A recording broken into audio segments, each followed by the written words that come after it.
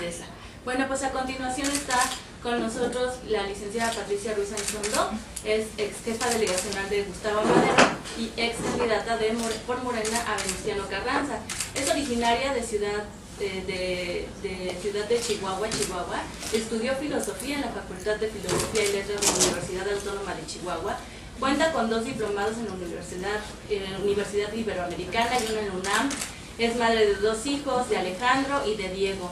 Como luchadora social y política de nuestro país, se ha destacado por su participación en movimientos a favor de los derechos sociales, económicos y políticos y culturales de los mexicanos. Su trayectoria política inicia con el movimiento social que se desencadenó a raíz de los sismos de 1985 que sacudieron la Ciudad de México, y por cierto que ahora que fue nuevamente el sismo, fue de las primeras que estuvo en la calle apoyando. Fue fundadora y dirigente de la organización social denominada Asamblea de Barrios de la Ciudad de México, misma que formó parte del Frente Democrático Nacional que impulsó la candidatura presidencial del país al ingeniero Cuauhtémoc Cárdenas Solórzano en 1988. A partir de entonces ha participado en diversos movimientos, siempre impulsando la transición de la democracia en México. Bueno, es que tiene una larga trayectoria, pero también les comentaré que fue diputada federal de 1991 a 1994, procuradora social del Distrito Federal del 97 al 2004, jefa delegacional, presidenta de la Agrupación Política Nacional Mujeres en Lucha por la Democracia. Se integró al equipo de Morena como promotora de la soberanía nacional, fue candidata a jefa delegacional de Venustiano Carranza y formó parte de la fracción parlamentaria de las constituyentes de Morena en la Asamblea Constituyente de la Ciudad de México, donde resultó ser electa el 5 de junio del 2016. Actualmente funge como coordinadora enlace delegacional de Morena en Venustiano Carranza y es responsable de las actividades políticas y organizativas de Morena de cara a las elecciones de 2018. Muchísimas gracias. Gracias, Georgina. Pues muchas gracias por esta invitación que me haces, que nos haces. Siempre es un honor estar aquí en la UNAM. Yo no estudié en la UNAM, soy egresada de la Facultad de Filosofía y Letras en Chihuahua, aunque sí tomé un diplomado aquí, pero no es mi formación, digamos, base. Y como lo mencionas, pues yo llegué a la Ciudad de México en 1985.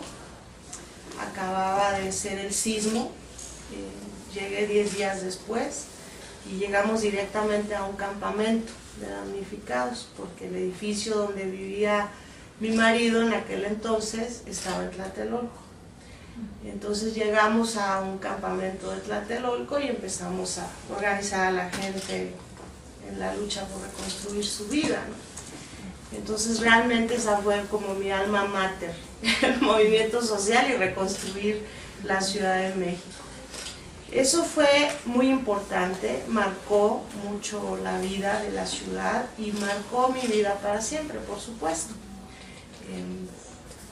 3 años después, 2 años después, nos incorporamos al Frente Democrático Nacional y 3 años después del sismo ganamos la presidencia de la República.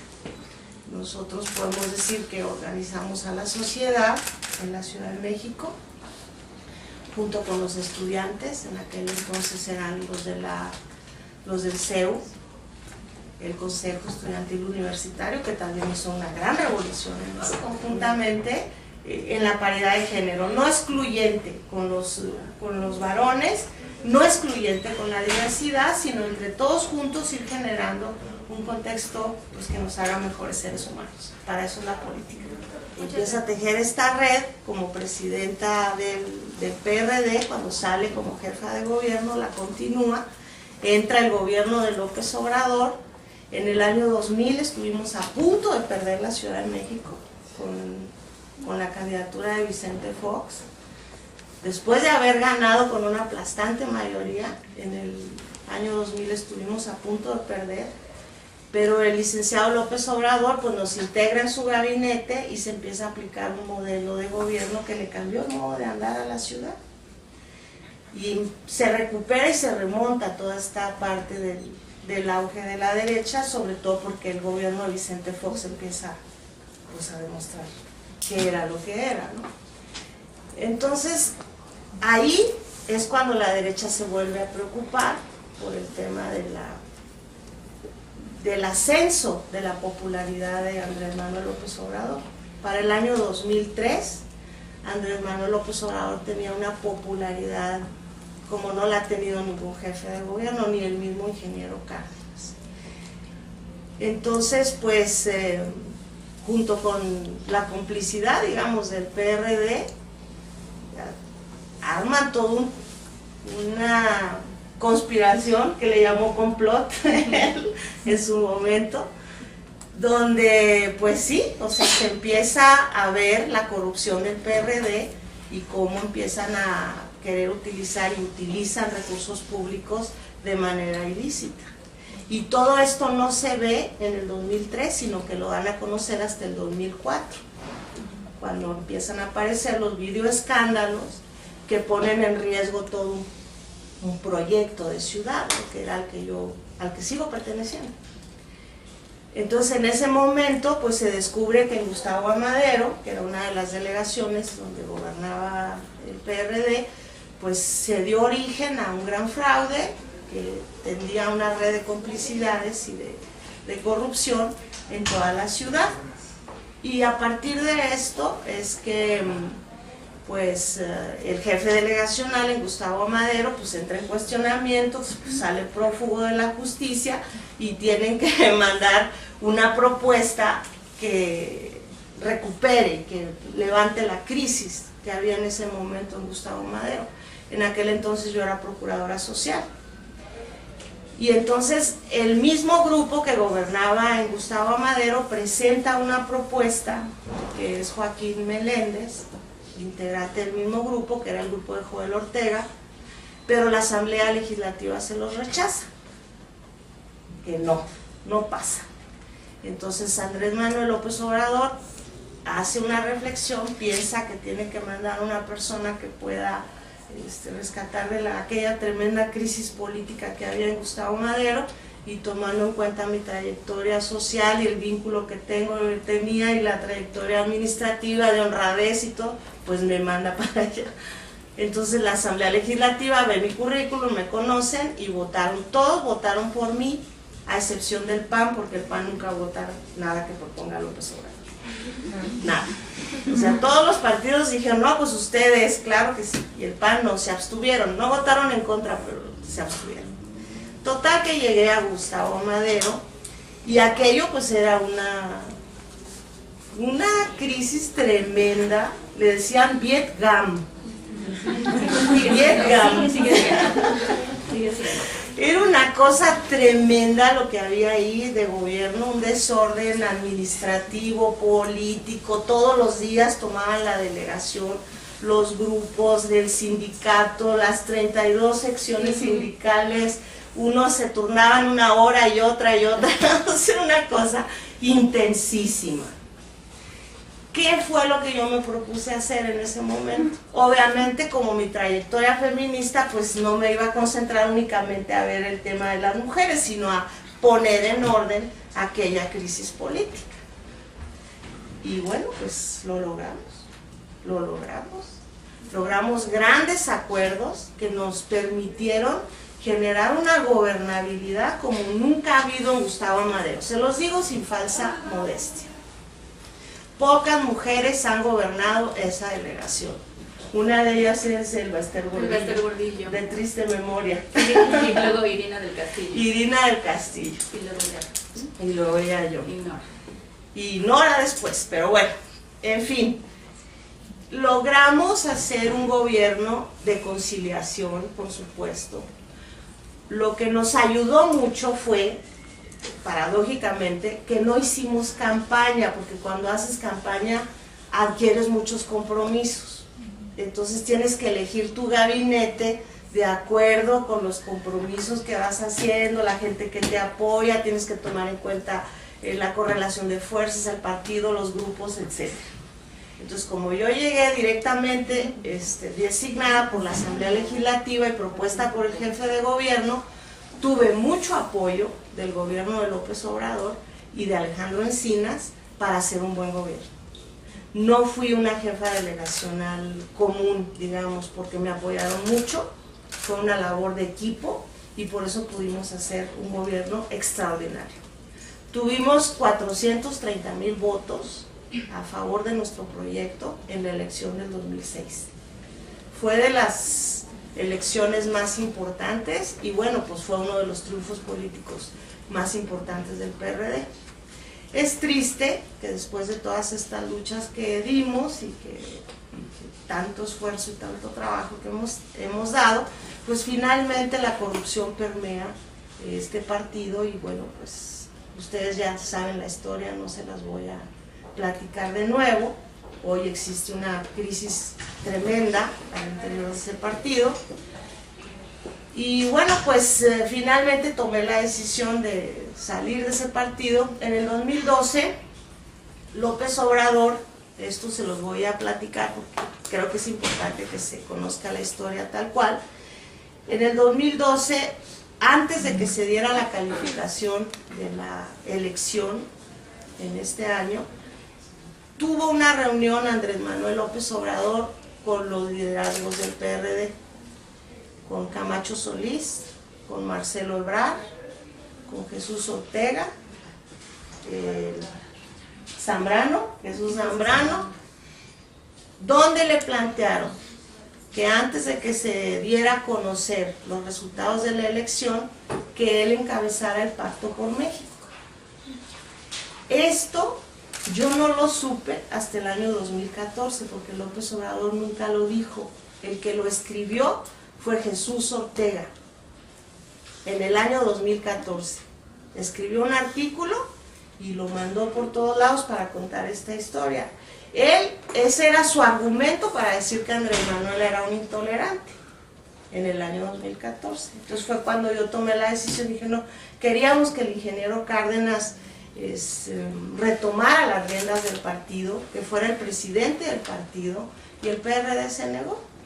Se negó, lo trataron de una manera tremendamente grosera, hasta soez, era imposible que se llegara a ningún acuerdo con ellos, total que pues decidí dejar el PRD. Inmediatamente en ese entonces mis compañeros de Morena me buscaron para que me incorporara al proyecto con Morena y pues acepté, por supuesto. Y bueno, pues me volví a encontrar otra vez en la lucha, sin dinero, sin recursos, de cero, otra vez esperar a empezar de cero, a tocar puertas, a volver otra vez a encontrarnos con la gente y a recuperar la esperanza, porque para ese entonces la gente ya no creía en los partidos. La gente ya decía, no, todos son iguales. Y nosotros hacer debate casa por casa, puerta por puerta, para volver a recuperar la esperanza de que el país tenía que salir adelante por la vía pacífica, porque ante todo, eso es lo que nos tiene que preocupar, que por la vía pacífica podamos salir adelante, ¿no? Y entonces desde entonces estamos en esta lucha, llegamos a la constituyente y retomando el tema de los gobiernos delegacionales, en esa constituyente tuvimos una feliz coincidencia con todos los diputados constituyentes que habían sido jefes delegacionales, en que se tenía que cambiar el modo de andar a las delegaciones y que ahora que iban a ser alcaldías, entonces le teníamos que dar facultades a las alcaldías para que fueran gobiernos de cercanía eficientes y eficaces para la gente, para sus gobernados, precisamente por esta cuestión de que son la primera ventanilla. Y ahí trabajamos muy bien con Gaby Cuevas, muy bien con Gabriela Cuevas, ella fue la presidenta de esa comisión. Con ella coincidimos muchísimo y le otorgamos, no llegamos a que fuesen presidencias municipales porque teníamos el techo del 122 constitucional, pero sí impulsamos, o sea, muchísimo, y las facultades de las alcaldías son muy buenas ahora. Todos estos debates ahora de que quién otorga los usos de suelo, quién hace las verificaciones, los permisos que vuelven a salir ahora con los desastres del sismo, pues ya los dejamos resueltos en la Constitución. Ojalá que no procedan las impugnaciones que hizo Peña Nieto y la derecha sobre la Constitución, porque la Constitución de la Ciudad de México quedó muy bien. 80% de lo que contiene ese texto fue de consenso. Fue un ejercicio también muy intenso que tenemos que retomar y que lo hicimos con mucha responsabilidad y además con un constituyente totalmente distinto al del constituyente del 17 porque éramos par. Había mujeres. Ahora sí, éramos casi 50-50. Bueno, yo quiero decir 3 cositas. A lo mejor son 3 minutos. Primero, que la política es necesaria. Que este descrédito que se hace de la actividad de la política de manera generalizada no es correcta, no es honesta. Se necesita de la política para llegar a acuerdos, para vislumbrar el futuro de nuestro país y desde luego comparto la opinión de mis compañeras que en todos los partidos políticos hay excelentes personas y en todos los partidos políticos hay gente nefasta. Claro que sí, porque hay mucho oportunismo y mucha deshonestidad, eso desde luego. Eso en primer lugar. El tema de la violencia política, me gustó lo que dijo la compañera Viola, que a veces sientes compasión por tu agresor, ¿no? Yo milito y trabajo en un territorio controlado por una mafia, que pues desgraciadamente es del PRD, el partido que yo fundé, que es una familia que se comporta de una manera totalmente despreciable, hasta con su propia gente. Utilizan a los jóvenes de la delegación para que nos agredan. En lugar de jalar a los jóvenes para proyectos educativos, culturales, sacarlos de su marginalidad, de su lumpenización, los usan para que cada vez que salgamos a la calle nos van y nos pegan y nos golpean y nos corretean. Y la verdad a mí me da compasión por esos jóvenes, porque ellos lo hacen por necesidad precisamente. O sea, porque los contratan, toma, te doy 200 pesos, ve a golpear a mis adversarios políticos, y ellos muy cobardemente se escudan en estas personas. Yo creo que eso es un pecado social, o sea, de algún modo lo tenemos que llamar, o sea, porque es realmente muy, muy deshonesto. Y si existe, la violencia política existe no solamente contra las mujeres, sino contra los adversarios. Y la violencia que se ejerce contra las mujeres es muy terrible, porque las mujeres no estamos educadas, o al menos hasta las generaciones, hasta donde llegamos nosotros, porque ahora las jóvenes las veo muy violentas y eso me preocupa mucho. Las generaciones de jóvenes, mujeres peleando con una violencia impresionante, que les sale un odio como nunca me podría salir a mí, ¿no? O sea, es impresionante cómo se ha ido metiendo en la juventud el tema de la violencia, entre géneros y entre unos contra otros, todos contra todos. Yo creo que hay que trabajar mucho en este tema de la paz, hay que trabajar mucho en el derecho al diálogo, a que tengamos la oportunidad de que los puentes sean tendidos, y para eso es la política. Entonces, pues hay que seguir trabajando en esto. Y en el caso de